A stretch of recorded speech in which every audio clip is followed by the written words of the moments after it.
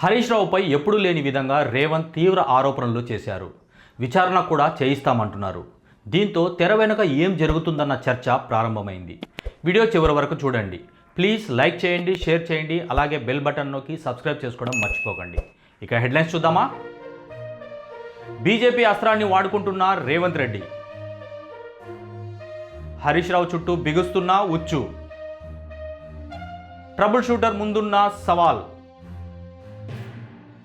రేవంత్ రెడ్డి చేస్తున్న ఈ mind game BRS లో చీలిక తెస్తుందా? లలిత క్లినిక్స్ ఇప్పుడు హైదరాబాద్ లో హనుమకొండ జిల్లాలో లక్షలాది మంది ప్రాణాలు కాపాడిన డాక్టర్ రాజేశ్వర ప్రసాద్ ఇప్పుడు మన కోసం అల్కాపూర్ టౌన్షిప్ మణికొండలో. అపాయింట్మెంట్ కోసం ఈ కింది నెంబర్లకి కాల్ చేయండి. ఇక స్టోరీలోకి వెళ్తే, తెలంగాణ రాజకీయాల్లో ప్రస్తుతం జరుగుతున్న పరిణామాలు మాజీ మంత్రి హరీష్ రావు చుట్టూ తిరుగుతున్నాయి. నిన్నటి వరకు కేటీఆర్, కవితలపైనే విమర్శనాస్త్రాలు సంధించిన ముఖ్యమంత్రి రేవంత్ రెడ్డి ఇప్పుడు తన రూట్ మార్చి హరీష్ రావును టార్గెట్ చేయడం రాజకీయ వర్గాల్లో ఆసక్తికర చర్చకు దారితీసింది.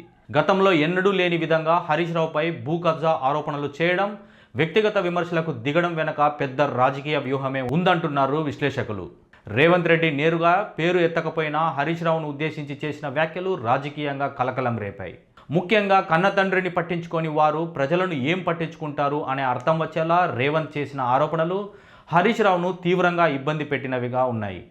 రాజకీయాల్లో ట్రబుల్ షూటర్గా పేరున్న హరీష్ రావుపై ఇలాంటి వ్యక్తిగత అవినీతి ఆరోపణలు రావడం ఆయన ఇమేజ్కు పెద్ద సవాల్గా మారింది.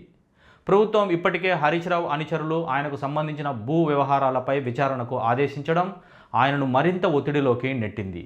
ఈ పరిణామాల మధ్య కేంద్ర మంత్రి బండి సంజయ్ చేసిన వ్యాఖ్యలు కొత్త ట్విస్ట్ను ఇచ్చాయి. రేవంత్ రెడ్డి కావాలనే హరీష్ రావును ఒంటరిని చేస్తున్నారని, కేటీఆర్ మరియు కవితలతో రేవంత్కున్న రహస్య ఒప్పందంలో భాగంగానే ఈ వ్యూహం నడుస్తుందని సంజయ్ ఆరోపించారు. అంటే బీఆర్ఎస్ పార్టీని హరీష్ రావు చేతుల్లోకి వెళ్లకుండా అడ్డుకోవడానికి కల్వకుంట్ల కుటుంబంలోని అంతర్గత విభేదాలను రేవంత్ తనకు అనుకూలంగా మార్చుకుంటున్నారన్నది బీజేపీ వాదన. ఈ ఆరోపణల్లో నిజమెంత ఉన్నా రేవంత్ రెడ్డి ఒక్కసారిగా హరీష్ రావుపై పడడం వెనుక బీఆర్ఎస్ కేడర్ను గందరగోళానికి గురిచేసే ప్లాన్గా స్పష్టంగా కనిపిస్తుంది. ప్రస్తుతానికి పరిస్థితులు హరీష్ రావుకు వ్యతిరేకంగా మారుతున్నట్లు కనిపిస్తున్నాయి. అటు ప్రభుత్వ పరంగా విచారణలు, ఇటు రాజకీయంగా సొంత పార్టీలోనే ప్రాధాన్యత తగ్గిపోతుందన్న ప్రచారం ఆయనను ఆత్మరక్షణలో పడేశాయి.